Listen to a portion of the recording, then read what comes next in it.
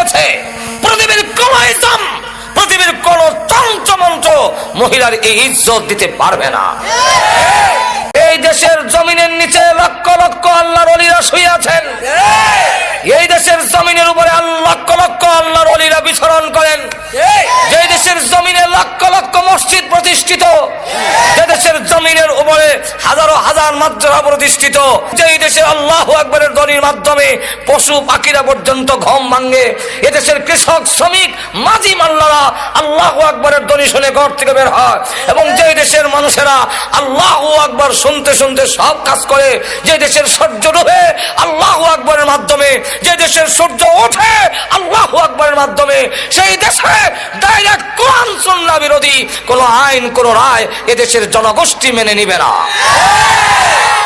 সুতরাং মহিলাদের ইজ্জত দেওয়ার জন্যই আল্লাহ পর্দার বিধান দিয়েছেন, নারীর অবরোধের জন্য নয়। যারা কিনা আল্লাহর চাইতে নারীর পক্ষে বেশি দরদ দেখায়, এদের মতলব বড় না, এদের পুরুষের গাঁটটি নারীর মাথায় চাপায় দেওয়ার ষড়যন্ত্র করছে।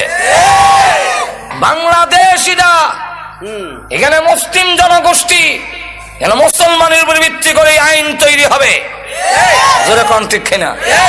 এবং এই কথাটা সব দলই বুঝে। আওয়ামী লীগ নির্বাচন ইশতেহারে লিখেছে কোরআন সুন্নাহ বিরোধী কোন আইন পাস করা হবে না। বিএনপিও ভারো কান্না বারক লেখে ইসলামী মূল্যবোধ, কারণ বুঝে যে এটা না করলে এই দেশও চলবে না। যেরকম ঠিক না জাতীয় পার্টিও ইসলাম রাষ্ট্রীয় খারাপ হয়, যেরকম ঠিক না বুঝে এই দেশের মানুষ মুসলমান, যেরকম ঠিক না। এই দেশের জমিনের নিচে লক্ষ লক্ষ আল্লাহর ওলিরা শুয়ে আছেন।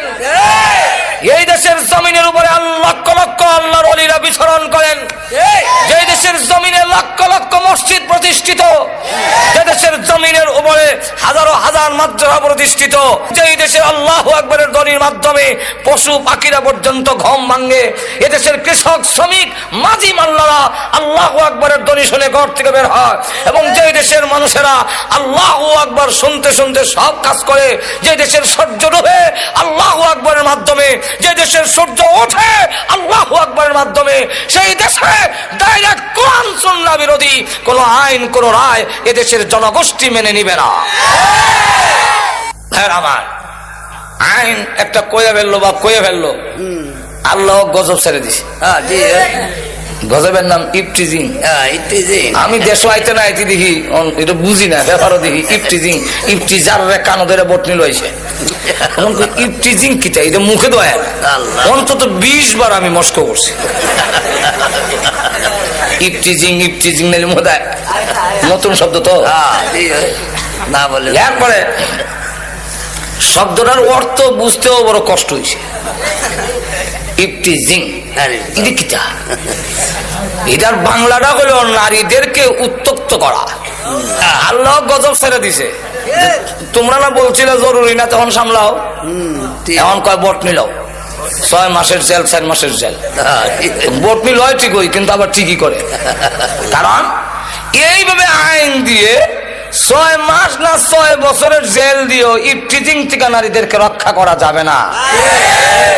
বিলাই নাকের আগায় সুটকি লটকাইয়া যদি আইন দেওয়া হয়, এই বিড়াল সুটকি যদি খাস তাহলে 50টা বেদ। বিলাই কইব ইজাতের আইন আমার ঠেঙ্গ মানে, বরং যে এই আইন দিছে হেরে 50টা দাও।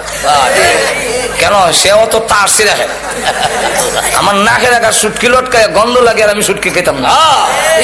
ফাইলার মধ্যে রেখা ফাইলার ভিতরে এরপরে ডাকনা দিয়া যদি কয় এই বিড়াল ডাকনা ফালাইয়া খেলে 50টা বেদ, তাহলে এটা মানা যায়। ঠিক তেমনি ভাবে তরুণী এবং যুবতীরা স্নো পাউডার আলতা আল খাতরা লাগাইয়া, উষা জুতা ভিন্দা, টাইট পিট পোশাক পরে, চুলের মধ্যে শ্যাম্পু দিয়া এবং লাগাইয়া যুবকদের এবং তরুণদের নাকের ডগার সামনে দিয়ে আইব আর যাইব। আর আপনারা বলবেন ইফটিজিং করো না, এদেশের যুবকরা ঠেঙ্গ এই জাতের আইন মানবে না। যদি এই দেশের যুবকদেরকে আইন মানাইতে হয়, ইফতিজিং থেকে যদি নারীদেরকে রক্ষা করতে হয়, তাহলে একটি মাত্র পথ, সেটা হলো হেজাব পর্দার বিধান কায়েম করতে হবে। কিছু কিছু জিনিস আছে মজ্জাগত, জন্মগত। যেমন আপনি ঘুমোতে যদি কপাল না খা যায় আঁচড়ে কমন লাগে না বলে আমার নাক টাকা দিয়ে দেয় দেখবেন অটোমেটিক না খা যায়। আমার মুখের মধ্যে তেঁতুল দিয়া যদি আপনাদের সামনে জিহ্বা গালায় আপনাদের জিহ্বার মধ্যে অটোমেটিক পানি নিয়ত করা লাগবে না যেরকম ঠিক কিনা। তো এই যে যদি হয় আল্লাহু আকবার অটোমেটিক আপনার জিহ্বার মধ্যে পানি উঠবে, পীর হোক আউলিয়া হোক যেরকম ঠিক না, এমপি হোক মন্ত্রী হোক সবার জিহ্বার মধ্যে পানি উঠবে কি উঠবে না? যদি কেউ কয় আমার উঠে না, এটার দুইটা অর্থ। একটা অর্থ হইলো হে লম্পট, উঠে স্বীকার করে না, বাটফার। আর আরেকটা হইলো যে হের জিহ্বার দোষ আছে। ঠিক তেমনি হবে নারী দেখলে পুরুষের হাত যাবেই, এটা জন্মগত। আর তো জোরে কন্যা আদম আলাইহিস ইসলামের বুকের বাঁকা হাড্ডির থেকে হাওয়া আলাইহিস ইসলামকে যখন সৃষ্টি করলেন, উনি ঘুমাইছিলেন, ঘুম থেকে উঠতে দেখে একজন মহিলার কাছে বসা, তখন দেখা যায় হাত অটোমেটিক যায়। দেখতো আল্লাহ বলে হাত সামলাও, হাত সামলাও, বিয়া করাই দিল। শেষে আল্লাহ নিজে খুতবা পড়ে মোহরের দেওয়ার মাধ্যমে আল্লাহ নিজে দুজনের মধ্যে বিয়ে করাই দিল। তাহলে বোঝা গেল আদম আলাইহিস ইসলামের যদি যায় আদম সন্তানেরও যাবে, কি বলেন ঠিক না? সুতরাং এই নারীদেরকে যদি পুরুষের দরার থেকে রক্ষা করতে হয় তাহলে পর্দা লাগবে, হেজাব লাগবে, পার্টিশন লাগবে, আর না হয় রক্ষা করা যাবে না। অপরদিকে যারা পর্দার বিধান উঠাই দিতে চায় এদের উদ্দেশ্য হইল আমাদের সমাজ থেকে বিয়ার প্রথাটা উঠে নিত, তখন আর বিয়া থাকতো না, খালি খালি ফ্রেন্ডশিপ থাকবো। ফ্রেন্ডশিপ, গার্লফ্রেন্ড বয়ফ্রেন্ড আঙ্গুল ধরে ধরে আড়াআড়ি আর কিছু। ঠিক ইউরোপ বানাইতে চায়। আমি আমেরিকার একটা স্টেট আছে, এটার নাম হলো মিশিগান। এটা হইলো আমেরিকার এক বর্ডার, তার পাশের রাষ্ট্র হইলো কানাডা, মাঝখানে একটা নদী। তো নদীর পরে হাঁটতে গেলাম আমরা কয়েকজন, তো আমরা তো আটটাছে তসবিহ করতেছি সুবহানাল্লাহ সুবহানাল্লাহ, তাই নেমে চাই না সেটা তুই হোক। ইয়ার ফলত দু তিনজন ওই ব্রেঞ্চের মধ্যে বসা আমাদের কাছে দৌড় দেখে আছে, গায়ে তোমরা যে এইভাবে একা একা ঘুরতেছো, তোমাদের কি গার্লফ্রেন্ড নাই? গার্লফ্রেন্ড আমরা বুঝেনি। হ্যাঁ, মহিলা মহিলা বন্ধু নাই। তখন আমরা তারা বুঝাইতে চেষ্টা করলাম যে ইসলামে এইভাবে বিবাহের আগে যুবতীদের হাত ধরে আঠা, এটা ইসলামে অ্যালাউড না, এটা ইসলাম গ্রহণ করে না। তো আমাদের সমাজেও যারা চায় এরকম করতে, তখন আর বিয়া থাকবে কই? থাকতো না, থাকবে না। এক কলেজের দেওয়ালের মধ্যে লেখা, হে কুমার তুমি বিয়াতে রাজি হও না কেন? বিয়াতে রাজি হও না কেন? কোন বাটফারা জানে নিচে আরেক লাইন লিখে দেয়া গেছে যে সস্তায় যেখানে দুধ পাওয়া যায় গায়ে ফালে কে। অর্থ বুঝছেন না আপনারা? সস্তায় যদি দুধ পাওয়া যায়, গায়ের গোবর ভালাও, গায়ে ভালো ঘাস খাওয়াও, এই বুঝা কান্দ কোনো নেওয়ার দরকার আছে? তো যেখানে নারী পুরুষ অবাধে চলাফেরা থাকবে, যথায় তথায় পাওয়া যায়, পর্দা নাই, আঙ্গুল ধরে হাঁটতে পারে, গিয়ে ঘুরতে পারে, বাগানে ঘুরে, শ্বাসটলে ঘুরে, অফিসে ঘুরে, সেখানে এই সব কাম তো এর যতই শেষ। তাহলে হ্যাঁ আর বিয়া করে এই মহিলার দায় দায়িত্ব নিতে চাবে না। আছে কোনো থাকবে না, বিয়ার প্রয়োজন নাই। লক্ষ্য করে দেখেন আমাদের সমাজ হতে এরকম কিছু হয়েছে, এখন ঠিক না? কলা চুলাইয়া বেচলে কাস্টমার বাড়বো,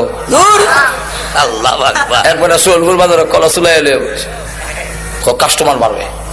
এখন চুলাইয়া যখন বইছে আর কিছুক্ষণ করে দেখে যে যখন রস পড়তেছে, এই রসের গন্ধ হয়ে এখন মাছে জমছে, তাও ভালো মাছি না, পেশাবখানা যে বয় কালা কালা মাছি ভ্যান ভ্যান করতেছে, কথা বুঝছেন? এখন কাস্টমার যারা আগে কলা নিত সবই দেখে হয় মাফ চাই 1000 বার কলা লাগতো। সন্ধ্যা পর্যন্ত বেটা বসে রইলো, কেউ কলা নেয় না। এখন কি করবে? যেখানে ভালাইতে যায় সকলে ফসা কলা কেন হয় না, এখন কি করবে? শেষে মাথাত কলা লইয়া গান গায়। কইতাম নি কি গায়? ও ভাই কে আছো কলার খরিদ্দার, কলার পিছনে আছে 1 টাকা কইরা পুরস্কার। একটা হইয়া পরিষ্কার। দুই যুবক ব্রিজে বইয়া কয় এমন আশ্চর্য কলাওয়ালা তো দেখছি না। কলার পিছে মিলে একটা করে পুরস্কার। চল আমরা দুইজনের দুই আলি কলা লইলাই, তাহলে 60 টাকা তুই, আমি 60 টাকা, 8 টাকা কলা, এটা তো হলাই মনে কথা। এখন এরা গিয়া দুই হালি কলা লইছে, দেখি কলার আকর্ষণে না টাকার লোভে? কলার দাম আছে না, কলা তুই তো হলাই দিব।